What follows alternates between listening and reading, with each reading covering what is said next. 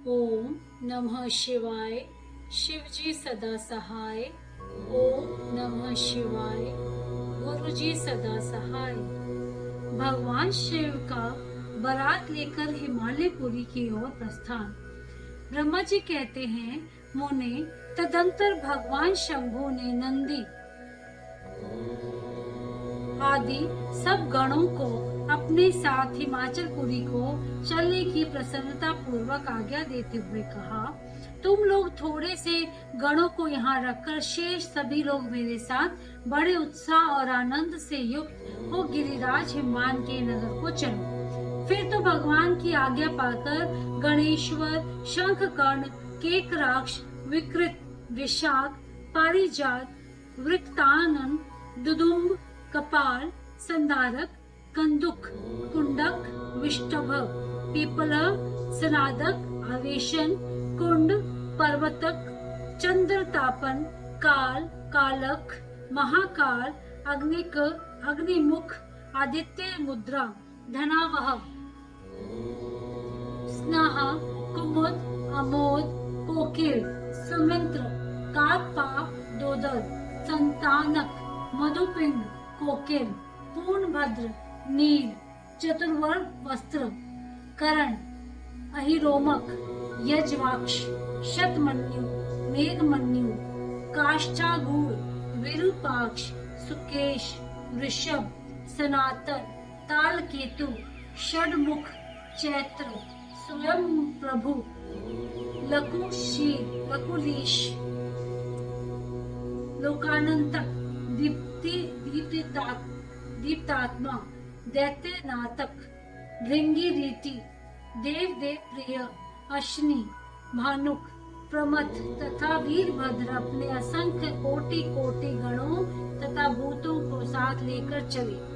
नंदी आदि गणराज असंख्य गणों से घिरे चले तथा क्षेत्रपाल और भैरव भी कोटि कोटि गणों को लेकर उत्सव मनाते हुए प्रेम और उत्साह के साथ चल पड़े। वे सब सहस्त्र हाथों से युक्त थे, सिर पर जटा का मुकुट धारण किए हुए थे। उन सबके मस्तक पर चंद्रमा और गले में नील चिन्ह थे तथा वे सब के सब त्रिनेत्रधारी थे। उन सब ने रुद्राक्ष के आभूषण पहन रखे थे। सभी उत्तम भस्म धारण किए थे और हार, कुंडल, केरू तथा मुकुट आदि से अलंकृत थे। इस प्रकार देवताओं तथा दूसरे दूसरे गणों को साथ ले भगवान शंकर अपने विवाह के लिए हिमवान की नगरी की ओर चले। चंडी देवी रुद्रदेव की बहन बनकर खूब उत्सव मनाती हुई बड़ी प्रसन्नता के साथ वहां आ पहुंची। वे शत्रुओं को अत्यंत भय देने वाली थी। उन्होंने सांपों के आभूषण से अपने को विभूषित कर रखा था। उनका वाहन प्रेत था। वे उसी पर आरूढ़ हो अपने माथे पर एक सोने का भरा हुआ कलश लिए चल रही थी। वे कलश महाप्रपुंज से प्रकाशित हो रहा था। मुने, वहाँ करोड़ दिव्य भूतगण शोभा पाते थे।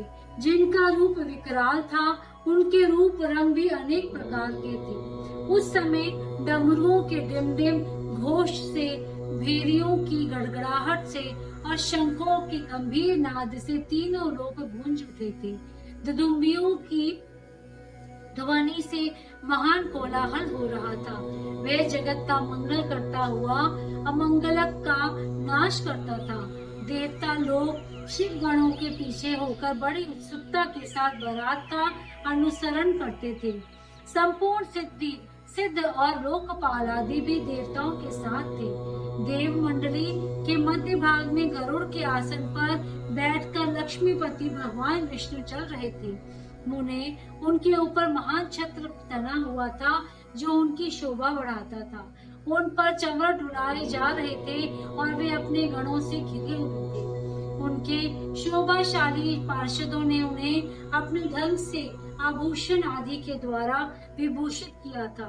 इसी प्रकार मैं भी मूर्तिमान वेदों, शास्त्रों, पुराणों, आगमों, सनकादि महासिद्धों, प्रजापतियों, पुत्रों तथा अन्य परिजनों के साथ मार्ग में चलता हुआ बड़ा बड़ी शोभा पा रहा था और शिव की सेवा में तत्पर था।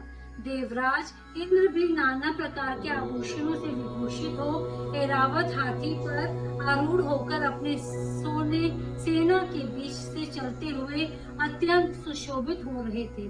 उस समय बारात के साथ यात्रा करते हुए बहुत से ऋषि भी अपने तेज से प्रकाशित हो रहे थे। वे शिव जी का विवाह देखने के लिए बहुत उत्कंठित थे। शाकिनी, यातुधान, बेताल, ब्रह्म राक्षस, भूत, प्रेत, पिशाच, प्रमथ आदि गण, तंबूरू, नारद, हाहा और हूहू आदि श्रेष्ठ गंधर्व तथा किन्नर भी बड़े हर्ष से भरकर बाजा बजाते हुए चले। संपूर्ण जगन माताएं, सारी देव कन्याएं, गायत्री, सावित्री, लक्ष्मी और अन्य देवांगनाएं ये तथा दूसरी देव पत्नियां जो संपूर्ण जगत की माताएं हैं, शंकर जी का विवाह है। ये सोचकर बड़ी प्रसन्नता के साथ उसमें सम्मिलित होने के लिए गई।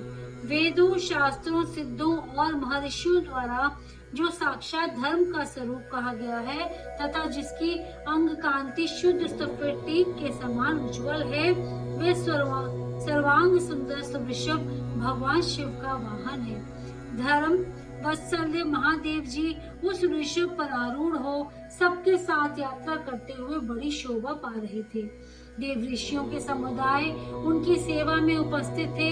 इन सब देवताओं और महर्षियों के एकत्र हुए समुदाय से महेश्वर की बड़ी शोभा हो रही थी। उनका बहुत श्रृंगार किया गया था। वे सेवा का पानी ग्रहण करने के लिए हिमालय के भवन को जा रहे थे। नारद इस प्रकार बारात की यात्रा संबंधी उत्तम उत्सव से युक्त शंभु का चरित्र कहा गया। अब हिमालय नगर में जो सुंदर वृत्तांत घटित हुआ उसे सुनो। अध्याय 40 समाप्त।